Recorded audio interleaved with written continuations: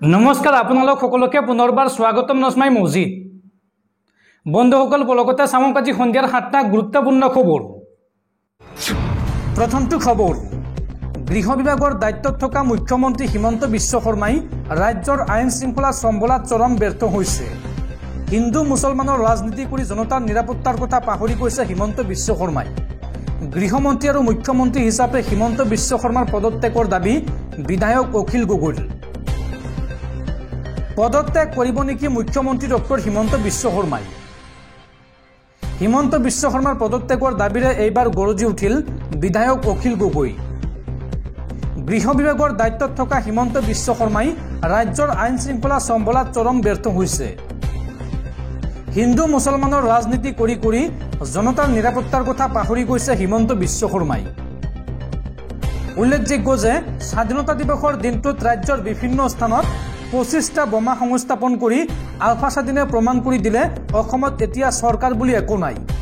এই মন্তব্য অখিল গগৈৰ। অখিল গগৈয়ে লগতে কয় যে অস্তিত্বহীন হৈ পৰিছে অসম চৰকাৰ, হিমন্ত চৰকাৰ। কেৱল হিন্দু মুছলমানৰ ৰাজনীতি কৰিবলৈহে আছে অসম চৰকাৰ। গৃহমন্ত্ৰী আৰু মুখ্যমন্ত্ৰী হিচাপে পদত্যাগ কৰক হিমন্ত বিশ্ব শৰ্মাই। সংবাদমেল সম্বোধন কৰি এইদৰে গৰজি উঠিল বিধায়ক অখিল গগৈ। পৰৱৰ্তী খবৰ, দেশবাসীলৈ জৰুৰী খবৰ। আগন্তুক 24 ঘণ্টাৰ বাবে বন্ধ থাকিব দেশৰ সকলো চিকিৎসালয়। চিকিৎসকসকলৰ সৰ্ববৃহৎ সংগঠন ইণ্ডিয়ান মেডিকেল এছ'চিয়েশ্যনৰ এই ঘোষণা। কলিকতাৰ আৰজিকৰ হাস্পাতালত সংঘটিত ঘটনাৰ প্ৰতিবাদত এই সিদ্ধান্ত গ্ৰহণ কৰিছে ইণ্ডিয়ান মেডিকেল এছ'চিয়েশ্যনে। আগন্তুক 24 ঘণ্টাৰ বাবে বন্ধ থাকিব দেশৰ সকলো চিকিৎসালয়। লগতে বন্ধ থাকিব পূৰ্বে নিৰ্ধাৰিত অস্ত্ৰোপচাৰ সেৱা। কৰ্মবিৰতিৰ সিদ্ধান্ত আয়ামেৰ চিকিৎসকসকলৰ। শনিবাৰে পুৱা 6 বজাৰ পৰা দেওবাৰে পুৱা 6 বজালৈকে দেশজুৰি কৰ্মবিৰতি চিকিৎসকসকলৰ। চিকিৎসকসকলৰ সৰ্ববৃহৎ সংগঠন ইণ্ডিয়ান মেডিকেল এছ'চিয়েশ্যনৰ এই ঘোষণা। কলিকতাৰ আৰজিকৰ হাস্পাতালত আক্ৰমণৰ ঘটনাৰ প্ৰতিবাদত এই সিদ্ধান্ত ইণ্ডিয়ান মেডিকেল এছ'চিয়েশ্যনৰ। চিকিৎসকক অপকৰ্ম আৰু হত্যাৰ ঘটনাৰ সুবিচাৰৰ দাবী চিকিৎসকসকলৰ। আৰু দেশজুৰি চিকিৎসকসকলে বৰ্তমান অব্যাহত ৰাখিছে প্ৰতিবাদ। পৰৱৰ্তী খবৰ, ৰাজ্যৰ হাজাৰ হাজাৰ নিবনুৱাৰ বাবে ডাঙৰ খবৰ। ৰাজ্যত আৰম্ভ হ'ল মুখ্যমন্ত্ৰী আত্মনিৰ্ভৰ অসম আঁচনিৰ জিলাভিত্তিক সাক্ষাৎকাৰ। আজিৰে পৰা জিলাই জিলাই আৰম্ভ হৈছে বিশেষ ইণ্টাৰভিউ। আৰু এই আঁচনিৰ জৰিয়তে ৰাজ্যৰ মুঠ 1 লাখ যুৱক যুৱতীয়ে লাভ কৰিব চৰকাৰৰ 2 লাখকৈ টকা। ৰাজ্যৰ হাজাৰ হাজাৰ নিবনুৱাৰ বাবে ডাঙৰ খবৰ। ৰাজ্যত আৰম্ভ হ'ল মুখ্যমন্ত্ৰী আত্মনিৰ্ভৰ অসম আঁচনিৰ জিলাভিত্তিক সাক্ষাৎকাৰ। আজিৰে পৰা ৰাজ্যৰ জিলাই জিলাই আৰম্ভ হৈছে বিশেষ ইণ্টাৰভিউ। আৰু ইতিমধ্যে সমাপ্ত হৈছে এই আঁচনিৰ প্ৰথম পৰ্যায়ৰ ইণ্টাৰভিউ। আজিৰে পৰা 5 ছেপ্টেম্বৰলৈকে চলিব জিলা ভিত্তিক ইণ্টাৰভিউ। চৰকাৰৰ পৰা 2 লাখ টকাকৈ লাভ কৰিব মুঠ 1 লাখ নিবনুৱা যুৱক যুৱতীয়ে। আৰু ইয়াৰে 1 লাখ টকা ঘূৰাই দিব লাগিব চৰকাৰক। জিলা ভিত্তিক ইণ্টাৰভিউৰ পাছতে 30 ছেপ্টেম্বৰত একাউণ্টত দিব টকা। আৰু প্ৰথম বৰ্ষত ৰাজ্যৰ 30,000 যুৱক যুৱতীয়ে লাভ কৰিব 2 লাখকৈ টকা। পৰৱৰ্তী পৰ্যায়ত বাকী 70,000 যুৱক যুৱতীক ধন দিব চৰকাৰে। দৰ্শকসকল আৰু বহুতো গুৰুত্বপূৰ্ণ খবৰ আছে। তাৰ আগতে আপোনাক জনাওঁ যে যদি আপুনি এতিয়ালৈকে এইটো ভিডিঅ'ত লাইক কৰা নাই তেন্তে এতিয়াই ভিডিঅ'টোত লাইক কৰি দিয়ক। আৰু এনেকুৱা ধৰণৰ ভিডিঅ'সমূহ নিতৌ চাবলৈ চেনেলটো ছাবস্ক্ৰাইব কৰি কাষত থকা বেল আইকনটো প্ৰেছ কৰি ৰাখক।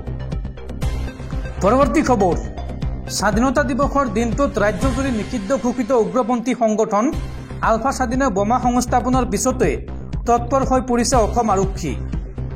আৰু তাৰ পিছতে পানীতোলাস্থিত অনুপ চেতিয়াৰ বাসগৃহত আৰক্ষীৰ অভিযান। অনুপ চেতিয়াৰ লগতে 19 জনকৈ প্ৰাক্তন আলফা নেতাক তলব অসম আৰক্ষীৰ। ধিং বটদ্ৰৱা জাজুৰীৰ 19 জনকৈ প্ৰাক্তন আলফা নেতাক তলব আৰক্ষীৰ। কেইবাজনো প্ৰাক্তন আলফা নেতাক তলব কৰি সোধা পোছা অব্যাহত ৰাখিছে অসম আৰক্ষীয়ে। পৰৱৰ্তী খবৰ, সাৱধান বিশ্ববাসী। মাংকি পক্সক লৈ পুনৰ বিশ্বজুৰি জৰুৰীকালীন অৱস্থা ঘোষণা বিশ্ব স্বাস্থ্য সংস্থাৰ। বিশ্বত পুনৰ সৃষ্টি হৈছে মাংকি পক্সৰ আতংক। শুকুৰবাৰে ছুইডেনত ধৰা পৰিছে মাংকি পক্সত আক্ৰান্ত প্ৰথমজন ৰোগী। আফ্ৰিকাৰ বাহিৰত প্ৰথমবাৰৰ বাবে ধৰা পৰিছে মাংকি পক্সৰ ৰোগী। জানিব পৰা মতে ব্যক্তিজন আফ্ৰিকা ভ্ৰমণৰ সময়তে মাংকি পক্সত আক্ৰান্ত হয় আৰু এই ঘটনাৰ পাছতেই জনস্বাস্থ্যৰ বাবে বিশ্বজুৰি জৰুৰীকালীন অৱস্থা ঘোষণা কৰিছে বিশ্ব স্বাস্থ্য সংস্থাই। উল্লেখযোগ্য যে এই ভাইৰাছ চুবুৰীয়া দেশসমূহলৈও বিয়পি পৰিছে। 2 বছৰৰ ভিতৰত দ্বিতীয়বাৰৰ বাবে মাংকি পক্সক লৈ বিশ্বব্যাপী জৰুৰীকালীন অৱস্থা হিচাপে ঘোষণা কৰা হৈছে। বিশ্ব স্বাস্থ্য সংস্থাৰ তথ্য অনুসৰি 2022 চনৰ পৰা 116খন দেশত মাংকি পক্সত প্ৰায় 99,176 জন লোক আক্ৰান্ত হোৱাৰ বিপৰীতে 208 জন লোকৰ মৃত্যু হৈছে। পৰৱৰ্তী খবৰ, আন এক বৃহৎ সফলতা ভাৰতীয় মহাকাশ গৱেষণা সংস্থা চমুকৈ ইছৰোৰ। ইছৰোৱে এইবাৰ মহাকাশলৈ প্ৰেৰণ কৰিলে বিশেষ ছেটেলাইট। SSLV-D3 ৰকেটে মহাকাশলৈ কঢ়িয়াই নিলে 2টাকৈ ছেটেলাইট আৰু এই ছেটেলাইটৰ জৰিয়তে এতিয়াৰ পৰা সম্ভৱ হ'ব প্ৰাকৃতিক দুৰ্যোগৰ বিষয়ে আগজাননী দিয়াটো। পৰৱৰ্তী খবৰ, কংগ্ৰেছ নেতা ৰাহুল গান্ধীৰ ভাৰতীয় নাগৰিকত্ব কৰ্তনৰ দাবীৰে এইবাৰ দিল্লী উচ্চ ন্যায়ালয়ৰ কাষ চাপিছে বিজেপি নেতা সুব্ৰমণিয়াম স্বামী। ৰাহুল গান্ধীৰ নাগৰিকত্ব সন্দৰ্ভত দিল্লী উচ্চ ন্যায়ালয়ৰ দ্বাৰস্থ বিজেপি নেতা সুব্ৰমণিয়াম স্বামী। ৰাহুল গান্ধীৰ ভাৰতীয় নাগৰিকত্ব বাতিলৰ দাবী বিজেপি নেতাগৰাকীৰ।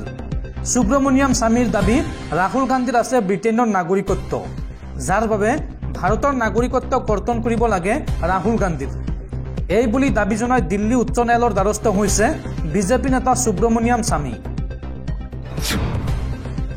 পৰৱৰ্তী খবৰ, নিষিদ্ধ ঘোষিত উগ্ৰপন্থী সংগঠন আলফা স্বাধীনে ৰাজ্যজুৰি সংস্থাপন কৰিছে 25টাকৈ বোমা আৰু এতিয়াও 16টা স্থানত বোমা বিচাৰিয়েই পোৱা নাই অসম আৰক্ষীয়ে। আলফাই তালিকা দিয়াৰ পাছতো মাত্ৰ 9টা স্থানতে বিস্ফোৰক সামগ্ৰী উদ্ধাৰ কৰিবলৈ সক্ষম হৈছে অসম আৰক্ষীয়ে। এতিয়াও ৰাজ্যৰ 16টা স্থানত বোমা বিচাৰিয়েই পোৱা নাই অসম আৰক্ষীয়ে। তালিকা দিয়াৰ পিছতো মাত্ৰ 9টা স্থানতে বিস্ফোৰক সামগ্ৰী উদ্ধাৰ কৰিবলৈ সক্ষম হৈছে। 25টা স্থানত বোমা ৰখা বুলি তালিকা প্ৰকাশ কৰিছিল উগ্ৰপন্থী সংগঠন আলফা স্বাধীনে। আৰু আলফা স্বাধীনৰ তালিকাৰ পিছতেই হাহাকাৰ লাগিছিল অসম আৰক্ষীত আৰু তাৰ পিছতে বোমা বিচাৰি ৰাজ্যজুৰি চলিছিল অভিযান। আৰু অভিযানৰ অন্তত মাত্ৰ 9টা স্থানতহে বোমা সদৃশ সামগ্ৰী উদ্ধাৰ কৰিবলৈ সক্ষম হৈছে আৰক্ষীয়ে। আৰু 16টা স্থানত বোমা বিচাৰি অভিযান চলাইয়ে আছে আৰক্ষীৰ দলে, কিন্তু এতিয়াও একো বিচাৰি পোৱা নাই আৰক্ষীয়ে। পৰৱৰ্তী খবৰ, শীঘ্ৰেই ভাৰত এৰিব লাগিব পাৰে দেশ এৰি পলায়ন কৰা বাংলাদেশৰ প্ৰাক্তন প্ৰধানমন্ত্ৰী শ্বেখ হাছিনাই। শ্বেখ হাছিনাৰ বিৰুদ্ধে হত্যাৰ গোচৰ ৰুজু হোৱাৰ পাছতেই এই মন্তব্য বৈদেশিক মন্ত্ৰী মহম্মদ তৌহিদ হুছেইনৰ। আৰু ভাৰতত শ্বেখ হাছিনাক আশ্ৰয় দিয়াৰ বাবেও আপত্তি আছে তৌহিদ হুছেইনৰ।